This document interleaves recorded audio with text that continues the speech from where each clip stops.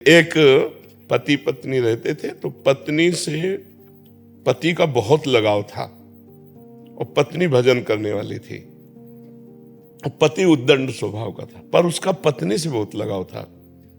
प्राय ऐसा होता भी है। तो पत्नी से उसने कहा कि मैं तुम्हें कभी छोड़ूं नहीं, तुम हमें कभी ना छोड़ो। ऐसा हो सकता है कि हम कई जन्म साथ रहें।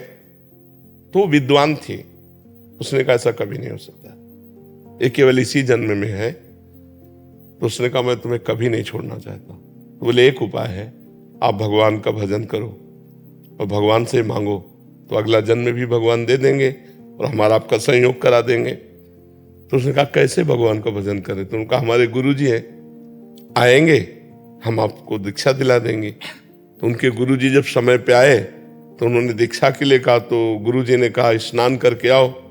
तो गांव के बाहर नदी थी, स्नान करने के लिए गए तो 4-6 मिल गए। उन्होंने कहाँ जा रहे हो? बोले आज गुरुजी आए, दीक्षा ले आए। अरे यार कहाँ फंस रहे हो?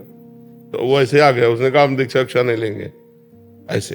तो उनका देखो, हमने भी प्रार्थना भगवान से की है कि अगला जन्म कम से कम हमारा तुम्हारा साथ हो, और अगर तुम भजन करते तो हमारी बात भगवान सुन लेते, लेकिन तुम भजन नहीं कर रहे हो, इसलिए मुझे लग रहा है हमारा तुम्हारा साथ इसी जन्म तक है। उसने कोई ध्यान नहीं दिया। अब पत्नी थी तो ज्यादा, दोनों का जब शरीर छूटा तो पति के राग के कारण उसकी मुक्ति नहीं हुई और एक राजा की राजकुमारी बनी हो, पति के राग के कारण। और पत्नी भजनानंदी थी, तो उसके संकल्प के अनुसार वो अपने कर्मानुसार जड़ योनि हाथी की प्राप्त किया। पर उसी राजा के यहाँ जहां बहुत से हाथी रहते थे, उनमें हाथी का बच्चा बनकर के वो आया।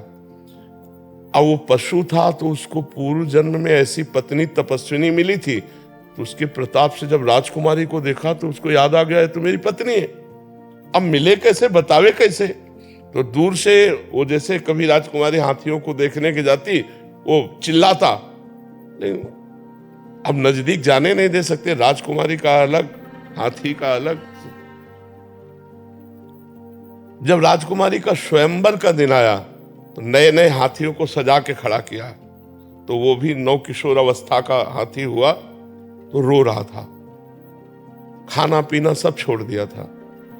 तो महावत ने राजा से, इस हाथी को कोई रोग नहीं, हमने चेक करवाया, पर ये न खा रहा है न पी रहा है, रुदन आंसू चल रहे हैं इसके।